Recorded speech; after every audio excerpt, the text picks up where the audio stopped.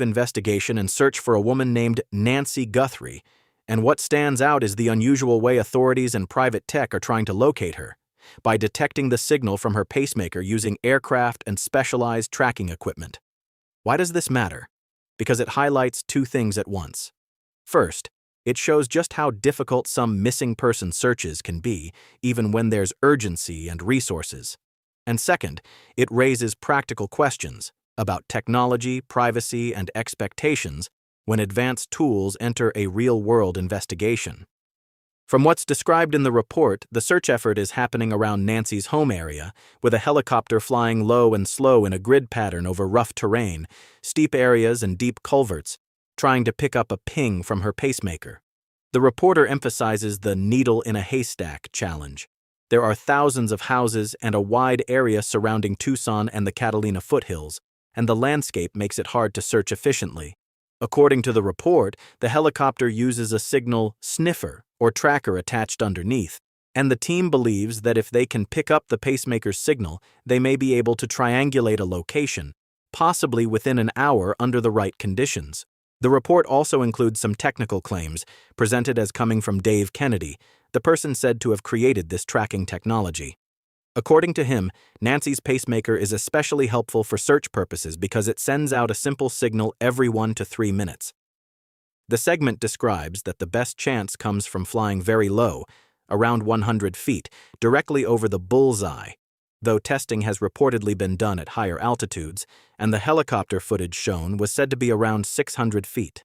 A reasonable viewer might react in two different ways at the same time. On one hand, it's hard not to feel some hope when you hear that a device inside someone's body could help rescuers narrow down a search. Many people would see this as a practical, even humane use of technology, especially in a situation where time matters and where traditional searching can be slow, physically dangerous, and uncertain. The grid flight pattern described sounds like careful, methodical work rather than random searching, and the idea of triangulation suggests a more targeted approach than simply scanning huge areas on foot. On the other hand, it's also natural to have questions. The anchors themselves raise one of the most obvious ones. If lots of people have pacemakers, how do you know the signal is hers? The report answers this by saying Nancy's pacemaker has an individual designation that allows the system to listen only for that specific device, which is presented as a game changer. Even so, an average person might still wonder how reliable this is in practice, how often it works in real terrain, how precise it can be, and whether there are limits the public isn't hearing about yet. The report also notes a key uncertainty. The reporter says they haven't been briefed directly by the sheriff, meaning officials could be searching places the public doesn't know about, or the strategy could be broader than what cameras can observe. There's also a broader, quieter issue sitting in the background. When tracking technology gets better, people tend to ask where the lines are. In this case, the segment frames it as a targeted search for one identified device in an urgent situation. Many viewers will be fine with that, especially if it could save a life. But others may still think about the long-term implications, what safeguards exist, who controls the equipment, and how narrowly it's used. You can acknowledge that concern without assuming wrongdoing, because it's really about setting expectations for how powerful tools should be handled. In the end, what this report shows is a search that appears both determined and complicated.